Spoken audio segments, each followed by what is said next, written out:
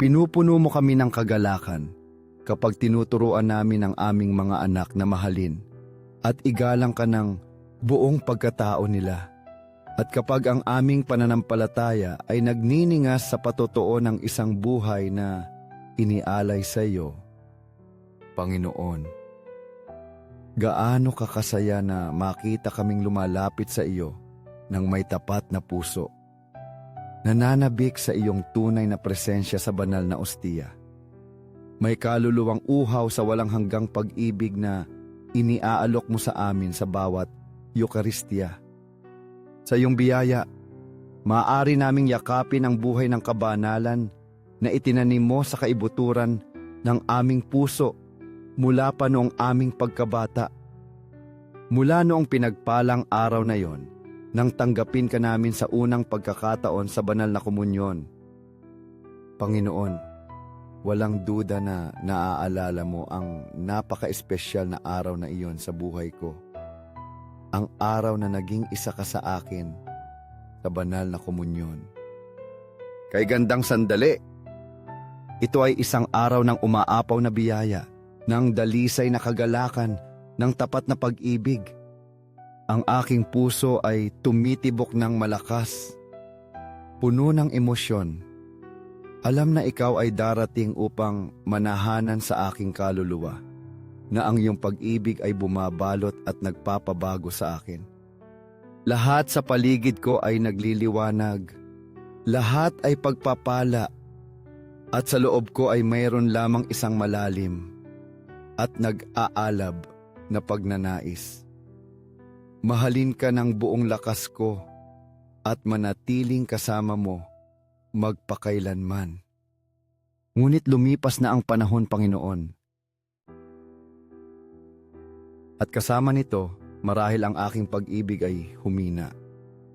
Marahil ang mga alalahanin sa buhay, ang mga distraksyon ng mundo, ang rutina at pagod ay nagpabago sa akin na kalimutan ang kadalisayan ng pag-ibig na naramdaman ko para sa iyo. Maaaring nang hindi ko namamalayan ang aking puso ay lumamig, na ang aking kaluluwa ay hindi na nanginginig sa parehong emosyon kapag tinatanggap ka sa Eucharistia. Ngayon, Jesus ko, nais kong humiling sa iyo ng may buong kababaang loob na panibaguhin mo sa akin ang banal na apoy na iyon, na muli mong sindihan ang ningas ng aking pag-ibig para sa iyo.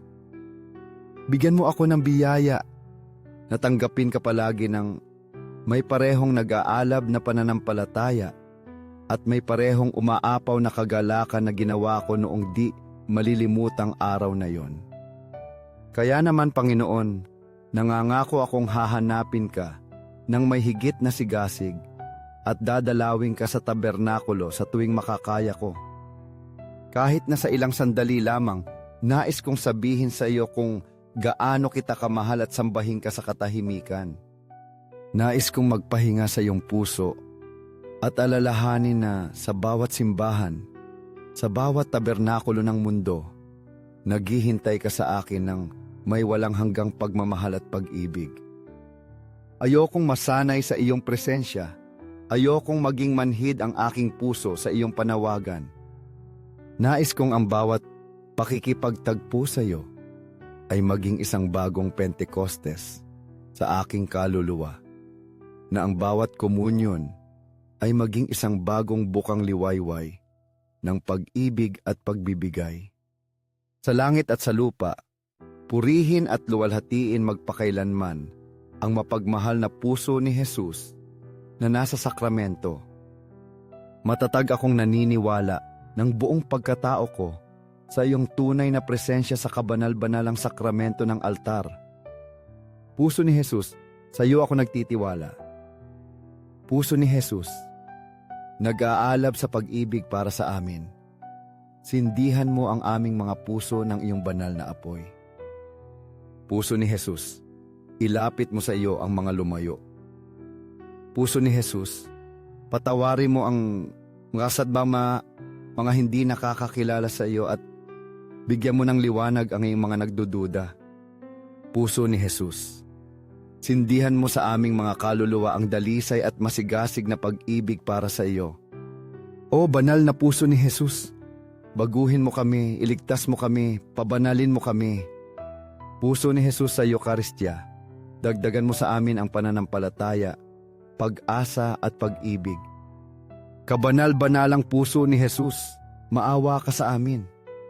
Matamis na puso ni Jesus, maging pag-ibig at kanlungan ka ng aking kaluluwa. Matamis na puso ni Jesus, maawa ka sa amin at sa aming mga kapatid na naliligaw palayo sa iyo. Matamis na puso ni Jesus, gawin mong mahalin kita palagi ng higit at higit pa, hanggang sa huling tibok ng aking puso. Luwalhati, pag-ibig at pasasalamat sa Sagrado Corazon ni Jesus. O puso ng pag-ibig, inilalagay ko ang lahat ng aking tiwala sa iyo. Dahil sa aking kahinaan lahat ay kinatatakutan ko, ngunit sa iyong kabutihan lahat ay inaasahan ko. Kabanal-banalang puso ni Jesus, maawa ka sa amin at sa aming mga pastol, si Papa Francisco, ang aming mga obispo, pari at diakono. Sagrado Corazon ni Jesus, na inaliw sa iyong paghihirap ng isang anghel, aliwin mo ako sa aking mga pagsubok. Sagrado Corazon ni Jesus, naniniwala ako sa iyong pag-ibig para sa akin. Sagrado Corazon ni Jesus, protektahan mo ang aming mga pamilya. Sagrado Corazon ni Jesus, kilalanin ka, mahalin ka, tularan ka. Sagrado Corazon ni Jesus, dumating nawa sa amin ang iyong kaharian. Sagrado Corazon ni Jesus, ibinibigay ko ang aking sarili sa iyo sa pamamagitan ni Maria. Sagrado Corazon ni Jesus, naway mahalin ka sa lahat ng dako. Lahat para sa iyo, kabanal-banalang puso ni Jesus. Pinakamatamis na puso ni Maria, ihanda mo kami ng isang ligtas na daan patungo sa iyong anak. Matamis na puso ni Maria, maging kaligtasan ka ng aking kaluluwa. Matamis na puso ni Maria, protektahan mo kami at akayin mo kami palagi kay Jesus. Kabanal-banalang sakramento ng altar, ako ay naniniwala, sumasamba, umaasa at nagmamahal sa iyo. Hinihiling ko ang iyong kapatawaran para sa mga hindi naniniwala, hindi sumasamba, hindi umaasa, at hindi nagmamahal sa iyo. Sa langit at sa lupa, purihin magpakailanman ang mapagmahal na puso ni Jesus na nasa sakramento. Sa langit at sa lupa, purihin magpakailanman ang mapagmahal na puso ni Jesus na nasa sakramento. Sa langit at sa lupa, purihin magpakailanman ang mapagmahal na puso ni Jesus na nasa sakramento. Upang ang 5 minuto kasama si Jesus na nasa sakramento ay makarating sa mas maraming kapatid at maantig ang kanilang mga puso, i-like ang mensaheng ito. Mag-iwan ng komento na may papuri, isang kahilingan o isang pasasalamat para sa lahat ng natanggap mo mula sa kanyang kabutihan. Ibahagi ang mensaheng ito sa iyong mga mahal sa buhay. Mag-subscribe at i-activate ang bell para makatanggap ng mas maraming sandali ng panalangin ng magkasama. Naway pagpalain tayo ng Sagrado Corazon ni Jesus at gawin tayong kanya magpakailanman. Amen. 5 minuto kasama si Jesus na nasa sakramento. Sa ngalan ng Ama at ng Anak at ng Espiritu Santo. Amen. Mahal naming Jesus, bilanggo ng pag-ibig, madalas na nakakalimutan at nag-iisa sa mga tabernakulo ng mundo, kung saan araw at gabi ay naghihintay ka nang may walang hanggang pasensya sa aming pagdalaw. Kay laking sakit ang dapat mong maramdaman sa iyong puso na makita kung paano dumadaan ang sangkatauhan sa harap mo. Nalulunod sa aming mga alalahanin, nababalot sa aming mga gawain at pakikipaglaban. Madalas naming binabaliwala ang iyong tahimik na presensya. Gayunpaman, narito ka, mahal naming Jesus. Nananabik ng may pagmamahal sa isang salita, isang sandali ng atensyon, isang gawa ng pag-ibig na magpapagaan sa iyong kalungkutan. at magpapaalam sa iyo na hindi ka nakakalimutan. Panginoon ng tabernakulo, ikaw na sa katahimikan ay naghihintay ng may pusong puspos ng awa. Turuan mo akong huwag kang pabayaan mag-isa. Dagdagan mo ang aking pananampalataya upang ang aking kaluluwa ay palaging hanapin ka at matagpuan sa iyo ang bukal ng aking pag-asa. Bigyan mo ako ng pusong handang mahalin ka araw-araw ng higit pa, upang makilala ka sa mga sandali ng kagalakan at sa mga panahon ng sakit. Huwag mong hayaan na makalimutan ko na ikaw, aking tapat na kaibigan, ay nananatili roon, naghihintay ng may pasensya at pag-ibig kahit na ang aking puso ay nalilihis at lumalayo. Ngayon, Jesus, lumalapit ako sa iyo ng may kababaang loob, na may pusong puno ng pasasalamat at pagtitiwala. Nais kong ialay sa iyo ang mga sandaling ito ng pagsamba at dialogo, sapagkat alam ko na hindi ka naghahanap ng mga grandioseng salita o mga detalyadong diskurso, ngunit simpleng ang aking taimtim na presensya. Nanabik ka sa aking pakikisama, aking pagmamahal, aking kahandaan na makasama ka, kahit nasa katahimikan.